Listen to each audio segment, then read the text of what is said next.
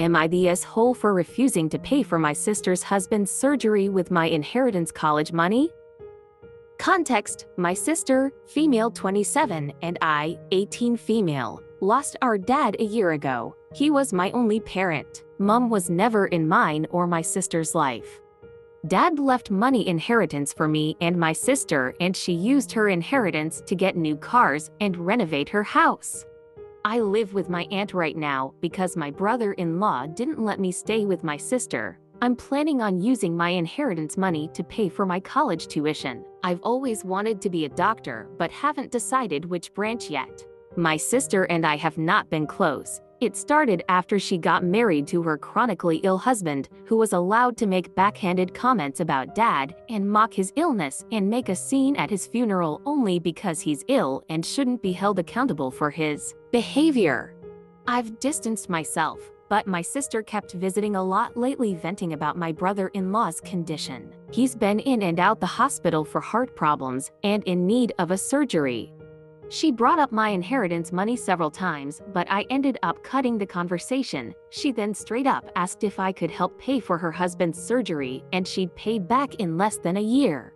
I felt uneasy because if I give her money from my inheritance, which is a large amount, then there's no guarantee she'll pay back before it's time to apply for college. I'm taking a year gap, but I know my sister can't pay back that much, and I felt I was risking my future. I refused to help, and she had a meltdown at my aunt's house, calling me heartless and cruel with no empathy. My aunt suggested others pay, but most of them cut my sister and her husband off. I argued that her husband's poor health isn't my fault after she kept blaming and guilt-tripping me. She's been sending texts and pictures of her family telling me this is what I was saying no to: a happy, healthy family with a healthy husband and father. I cried. I felt like I was being selfish and like I was not a good aunt and sister. I asked my friend and he said let them sell the cars and all the luxurious stuff they bought to afford the surgery, and warned me if I give them money I'll never get it back and may not be able to go to medical school. The reply: your friend is correct. You'll never get the money back because your sister isn't willing to give up her luxurious lifestyle. She chose how to spend her inheritance, didn't save for a rainy day, and isn't entitled to yours because of her poor financial planning. Cars depreciate in value quickly. It still isn't your problem that she decided to spend all of her inheritance unwisely. They're trying to live outside of their means as a family, which means if you give any money, be prepared to not get it back. Don't be surprised if you keep getting asked for more until you're left with nothing. You can have this relationship with your sister, or you can pay for medical school. You can't have both, but your sister and her husband seem toxic, so distancing from them should be your first step. Am I the a-hole for walking out of the airport when I saw my husband's mom standing there with her luggage? I, female 30, don't have the best relationship with my husband's mom. Since day one, she tried to make remarks and compare me to her. She then tried to get on my good side and started overly praising everything I do and sometimes even copying me. Like that one time when she literally dyed her hair purple just like mine, and when everyone pointed out how ridiculous she looked, she actually blamed me and accused me of trying to make a joke out of her. So anyways, my husband and I took 2 weeks off work to go visit some places out of the country. Tourism, in other words. Thing is, I was the one who saved up for and arranged for the trip. My husband was responsible for booking the tickets. My husband's mom wanted to come along and threw temper tantrums when I said no. She called, texted, sent people to talk to me into letting her come, even threatened to call the police and make some complaint up to get us to stay if she can't come. My husband said we should just take her, but I told him he was wrong to tell her about the trip in the first place. He gave me an ultimatum. He said he wouldn't go if she can't come, and I told him I'd gladly call his bluff, which made him take his words back and say, "Fine, I will tell her to stop it because we won't take her." Things got quieter, suspiciously quieter. The day of the trip came and we got to the airport at 2 p.m. My husband was walking ahead of me and was looking left and right like he was looking for someone. I asked him, but he didn't respond. He led me to the waiting area, and first thing I saw was his mom standing there with her luggage. I froze in my spot. I felt a cold wave washing over me and I was fuming inside. She and my husband were hugging. That's when I quietly turned around and started walking towards the exit. My husband followed me while shouting at me to stop. He tried to stop me, but I told him off the harshest way possible. He tried to say I was overreacting, that his mom was there anyway and that I should let it go and not mess the trip up for us. I told him he and his mom could still go and that I was going home. I went home and sobbed into my dog's fur for several minutes. Turns out he booked her a ticket without me knowing. An hour later, he came home yelling and raging about how pathetic and spiteful I was to walk out and go home and ruin the trip last minute. I told him he caused this to happen. He said that I was being so hard on his mom, it's ridiculous. I refused to fight anymore, but he kept on berating me, then called my family to tell them that the trip was canceled and that it was because of me. My family said that I shouldn't have ruined it for myself and should have sucked it up and done my best to enjoy. Did I really overreact? Readers reply, I don't want to call the divorce card, but divorce, you told your boundaries, you said no, she crossed it. Your husband told you he would tell her no, he lied. He tried to pin you in a corner by not saying anything and bringing her anyways, and got upset you refused to be a part of his little trap. And then to berate you? He's not a good man. He needs to go. You are not the a-hole, not the hey-hole. He gave you an ultimatum. No loving partner would ever put you in that position. Update. Hello, I don't know where to begin. It's been an absolute nightmare recently, and I feel like I was losing my sanity. So, for more details about my situation, I have to admit that my husband's mom favors him over all his siblings. This affected his relationship with them and me as well. Most of his siblings don't talk to him, and I 100% believe it's because of his mom's favoritism. Like I said, he does bear some blame for not seeing how wrong this is till this day. In many instances, I found myself making excuses for his behavior, even in my post. I did it spontaneously and I don't know why, but I guess it's because of how much I love him and because I really wanted to be able to work this type of things out without letting them affect our marriage. Regarding what happened with the trip, he tried to have a talk with me and most of what he said came from place of blame towards me. I just couldn't continue with this argument. I told him I needed space and that I would be going to stay with my sister for a while. He didn't take it well. He literally got up from the couch and opened the door telling me to go right then. He didn't take it well. He literally got up from the couch and opened the door telling me to go right then. In that moment, and seeing how he was still not even anywhere near understanding what he has done, it made things perfectly clear to me. I just had pictured years and years of my life being lived like that, and I was like, no, I can't do it. Can't take any more of it, especially when he keeps focusing on being right every time. His mom can do no wrong. I'm always the aggressive, crazy, jealous, pathetic overreactor. All these people's opinions, advice and concerns were like a spark, like the wake-up call I really needed, though I wish that it didn't get this far, but what's done is done. Right now, I'm staying with my sister. I brought my dog with me as well. He sent me his last message telling I'm the one choosing to end what we had together, but I believe it's the other way around, especially with how he keeps making his mom the victim in this situation. It's become clear now that we keep going in circles with no end in reach, and I'm just so exhausted and overwhelmed. I'm not mad at him and don't expect him to change, but at least I'm given options to decide what's best for me and my future, even if it's separation and divorce. A big thank you to those who reached out with resources that I feel very lucky to have come across. I just wanted to give you an update since many of you asked for it.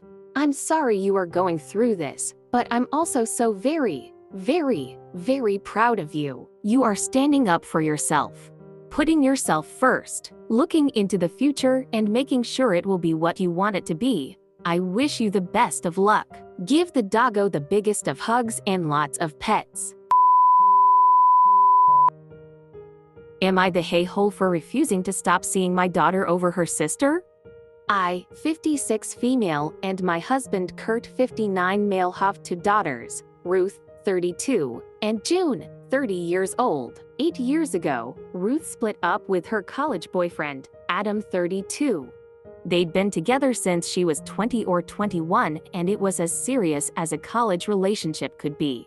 About 5 years ago, June announced that she reconnected with Adam at some alumni get-together. They'd all gone to the same university and that they are now dating.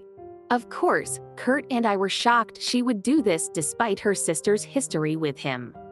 But she insisted that they were in love and she can't help that, and that Ruth and Adam hadn't been together in years, so she hasn't done anything wrong. Ruth understandably was enraged over it. She said she was done with June and would never see her again. This broke me. They were so close growing up, and I prayed every day they'd reconcile, but I accepted they're adults who can make their own choices, and it has nothing to do with us. Kurt and I were also very disappointed with June and told her off many times, but after she proved that there was never any cheating involved while Ruth and Adam were together, things between us settled down. Out of respect for Ruth's feelings, we never brought the girls together again. Ruth and June visit us separately and still aren't on speaking terms after 5 years, but we maintained our relationships with them. Now, June and Adam are married. Ruth has also moved on with a lovely boy. Coincidentally, both girls are expecting their first child. Ruth's due date is a little earlier. I can't put into words how excited we are to be grandparents and adore both of these children. I've been supportive and as involved with both our daughters' pregnancies as they want. However, last week, Ruth drops a bomb on us. She said that if we ever see June again or her baby, she won't allow us in her child's life. I knew it bothered her that we were still on good terms with her sister, but this shattered me. It's kept me awake every night. The thought of either of my grandchildren being deprived of loving grandparents is agonizing. I know Ruth was deeply hurt by June's actions, but I don't know if we should be punished just for not cutting our kid off. We begged her to reconsider, but she's adamant.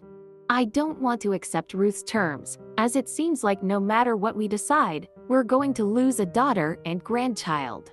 So I'd rather it not happen because we outright chose it, but I also don't want Ruth to believe we just drop her in favor of June, because again, the thought crushes me. Will I be the a-hole if I don't comply with Ruth's ultimatum? Update. Everybody is the asshole. Thank you to everyone for commiserating with this situation. I wish I could say it's helped me feel better, but right now it feels like nothing ever will. One of my babies hates the other. It broke me, but I accepted it. Now I'm faced with losing one of them no matter what. Entirely too many comments to respond to individually, so I just want to answer some of the most common questions here. Why did Ruth and Adam split up? Ruth left Adam because it just wasn't working. He was immature and said and did things that irritated her. Mostly lots of minor things adding up. She said there was never any abuse or cheating, but it was the right decision for herself. He was a nice enough boy, but he had some growing up to do at the time. I did feel very badly for Ruth because she had invested a good few years into the relationship for someone so young, but agreed it was the right decisions. Did we ever support Ruth? Ruth stayed with us for a few months when it first happened, not just because of this. There were other reasons, and we were there for her and comforted her the whole time. Now, because she was so angry, we had asked June to not visit until she left. We still talked to her and met a couple of times in public places. We made it known that this hurt her sister, and we were disappointed she didn't think of this. June understood and agreed with us supporting Ruth. She expressed sadness over losing her sister, but we told her it was Ruth's decision to cut her off. Did June ever apologize to Ruth? Both girls have confirmed that June reached out a few times over the years to apologize. No one put her up to it. Ruth didn't forgive her, and she's well within her rights not to. We understand no one can or should make her accept the apology. Why don't we just cut off Adam? He's June's husband and the father of our second grandchild. They're a package deal now. Once we cut him off, we risk losing June and our grandchild anyway. which is the same as what I'm trying to prevent with Ruth. Some people have said I'm in a hole for accepting June after this and that I already chose her by not cutting her off from the start. I'm baffled that anyone would suggest I could just disown a child forever so easily and act like she was never ours. Not disowning June doesn't mean I chose to be her mother over Ruth's. Ruth said she was just fine with how we'd arranged things for the last 5 years. Ruth said she was just fine with how we'd arranged things for the last 5 years. As long as she never had to see June, she was happy seeing us and everything was normal between us. It's only now that she's asking us to choose. Some people have said she should have cut us off from the start because we're awful and toxic. She said many times she doesn't want to cut us off. She loves us and wants us to be involved with her child. But she wants us to choose her over June because June doesn't deserve the same love and care from us. I want to add that if Adam had ever abused or cheated on Ruth, we certainly would have gone no contact or at least low contact with them. But that's not what happened, and both girls used to repeatedly tell us that what happened between them had nothing to do with us. Thank you again to everyone for their good wishes and for suggesting family therapy. I will try and bring it up with Ruth and my husband. We suggested it when things initially happened, but dropped it when she refused. Am I the a-hole for not opening the door to my sister's kids? I, 23 female, am the third born in a 4-kid family. Me, along with my younger brother by 1 year, are child-free as we're not exactly a big fan of kids and get annoyed by them easily. My sister has 2 kids, 5 female and 3-year-old male. They're all right, but their and constant screaming and crying get on my nerves. They're also very spoiled and don't like the word no. I have said many times that I'm not good with kids and don't really want to look after any as I get annoyed by them easily, but I just get shrugged off. My sister found that trend on TikTok where parents leave their kids outside of a family member's house, knock on the door and get in the car and only leave when the door opens and leaving the kids there. She finds it funny while I don't. I think it's inconsiderate and also dangerous. My sister laughed at me and said, "Maybe I'll do this on you."